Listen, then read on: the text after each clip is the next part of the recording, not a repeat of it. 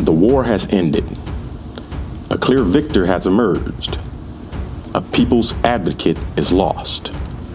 And a new game shall begin. Who will the throne be awarded to? Will the person destiny chooses accept what is given? What of others' ambitions? Should they be ignored because others do not see them in the same light? Or will their dreams be snuffed out because they stand in the shadows of someone who's even greater?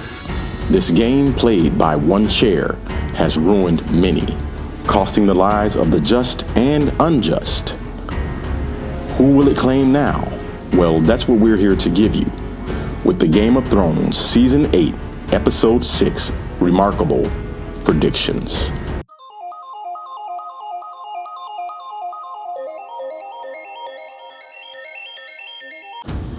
Tyrion dies. Although Tyrion did not fail the Dragon Queen, he did set his brother free, therefore betraying his title as the Hand of the Queen.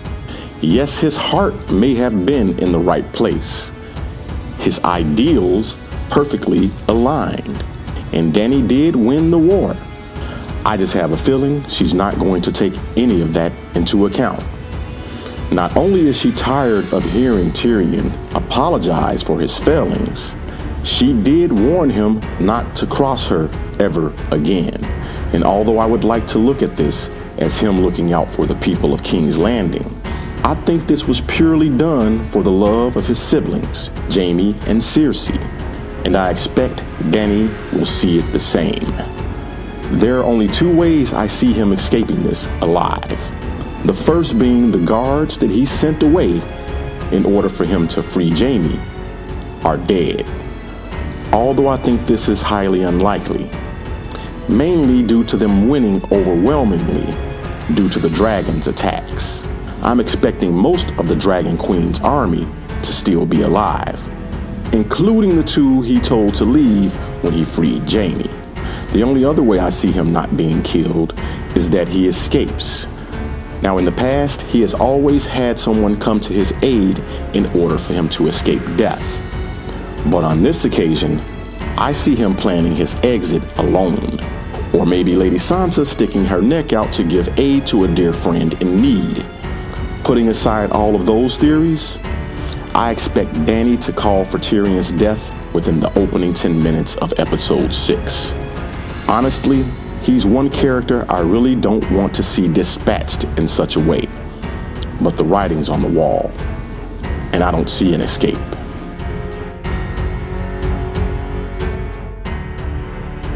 Arya leaves Westeros altogether.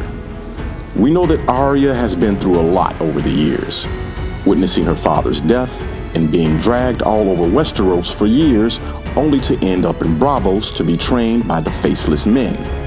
The experience she's gained during that time, and I'm not talking about just being trained as a deadly assassin, I'm talking about the experience of a person growing, not just in age, but in wisdom, which has actually made Arya who she is today. I would go as far as to say she's the most grounded character in the series, and in the waking moment of what the Hound informed her of what she was becoming, I think she realized her life could be so much more than some hateful list. Am I saying that Arya will now accept Gendry's offer? No, because one thing she knows about herself is she's not the lady type. But honestly, I think she'd make an awesome lady. I mean, who wouldn't want a lady who could basically defend the land that she presides over? I would live there, but no, I don't think she's going to go that route. But if she did, it would definitely be remarkable. But at last, she has already given her answer to Gendry, and I don't think that will be changing anytime too soon. So what exactly am I getting at? I don't think Arya exactly knows what she wants. And I'm looking for her to go out and find just that, a new purpose. Her life has been consumed with hate and death. And I think she's just about tired of it and is ready to find out exactly who she is. Bran is the three-eyed raven. Sansa is the Lady of Winterfell. And in case something doesn't go wrong, Jon Snow may very well be the king, whether directly or indirectly. But who is Arya? That I don't know. But I bet my money she's going to leave to find out who she is and what she really wants in life.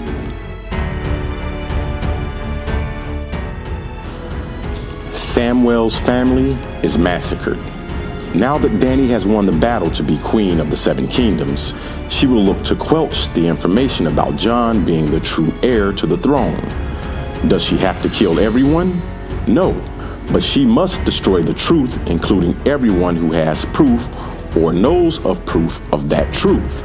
To be honest, the Tyrells may have already met their fate, even before the attack on King's Landing. She did tell Jon to swear his friends to secrecy, which Sam did comply.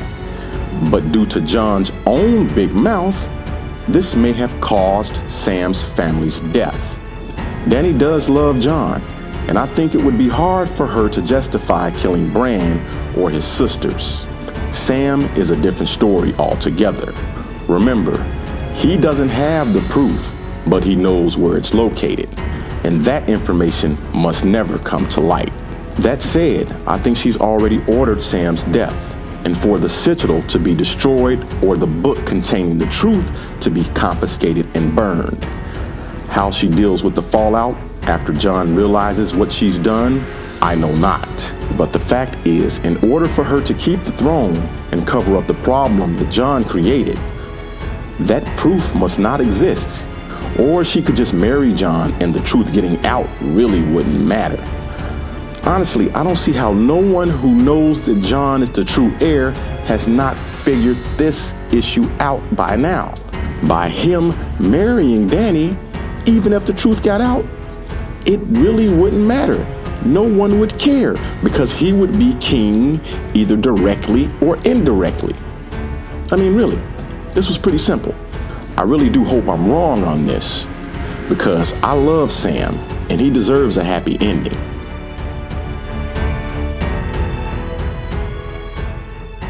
Cersei is still alive.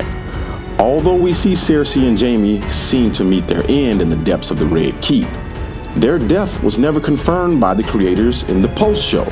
We know that Euron delivered Jaime a fatal blow during the fight, and that more than likely, Jaime could not survive that collapse in the bowels of the Red Keep.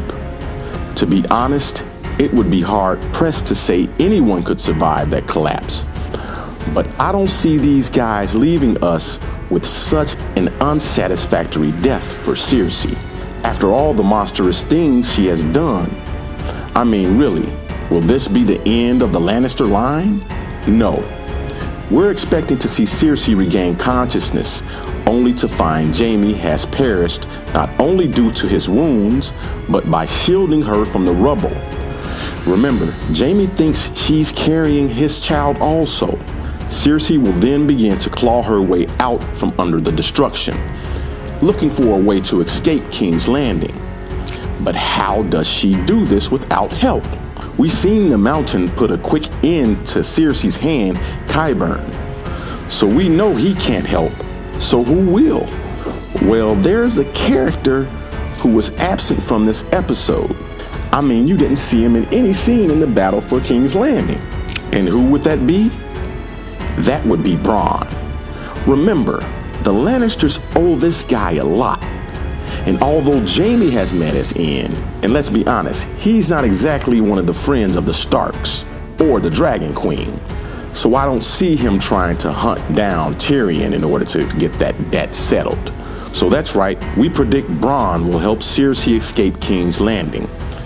But where can the defeated queen retreat to? Well, we all know that Casterly Rock is definitely out of the question. Remember, the Unsullied took that over before all of this even went down. So where can Cersei seek refuge? Braavos. That's right. We expect Cersei to make her way to Braavos to seek the help from the Iron Bank. The Lannisters did pay their debt to the Iron Bank, and the Iron Bank did say they would back the Lannisters in the effort against the Dragon Queen. But now that the war is lost, Although the Iron Bank did offer the help, which secured the Golden Company, another debt is owed. And Cersei has not the means to pay that debt back. And remember, the Iron Bank always collects their debts, one way or another. Am I saying the Iron Bank will kill Cersei? Oh no, you can't collect a debt from a dead person. But we do expect them to find another creative way that she will have to pay that debt back. And I can bet you, whatever way they think up will be far more horrifying than her facing the Dragon Queen.